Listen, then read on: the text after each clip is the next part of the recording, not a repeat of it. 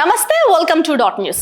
ఆయన ఈ మధ్యనే రాజకీయాలకు గుడ్ బై చెప్పేశారు. ఇక పాలిటిక్స్ తో నాకు సంబంధం లేదు, హాయిగా వ్యవసాయం చేసుకుంటానన్నారు ఆయనే విజయసాయిరెడ్డి.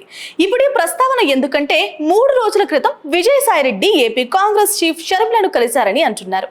ఈ ప్రచారం ఓ రేంజ్ లో సాగుతోంది. ఇంతకీ ఆయన షర్మిలను కలిశారా లేదా అనేది ఇప్పుడు ప్రశ్నార్థకరంగా మారింది.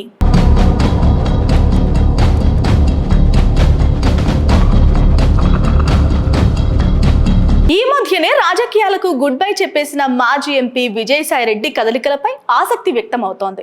తాను ఏ పార్టీలోనూ చేరడం లేదని ఆయన చెప్పినా సరే తాజాగా ఆయన గురించి ఓ ప్రచారం భారీగా సాగుతోంది.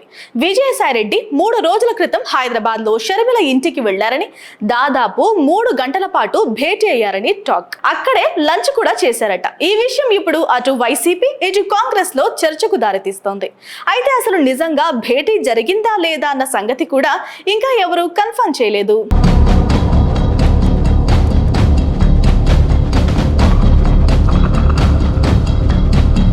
గతేడాదిలో షర్మిల వైఎస్ జగన్ మధ్య నెలకొన్న ఆస్తుల తగాదా విషయంలో విజయసాయిరెడ్డి కొన్ని కామెంట్లు చేశారు. దానికి షర్మిల కూడా ఘాటుగానే రియాక్ట్ అయ్యింది. తాజాగా వీరిద్దరూ భేటీ అయ్యారనే టాక్ తో ఇప్పుడు ఆ పాత విషయాలు ఓసారి గుర్తు చేసుకుంటున్నారు జనం.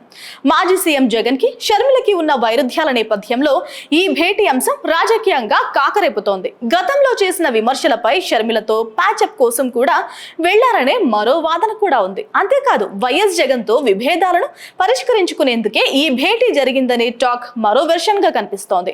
ఒకవేళ భేటీ పొలిటికల్ పరంగానే జరిగి ఉన్నట్లయితే రాబోయే రోజుల్లో ఈ ఇద్దరు ఏం చేయబోతున్నారనే అంశం ఆసక్తికరంగా మారింది.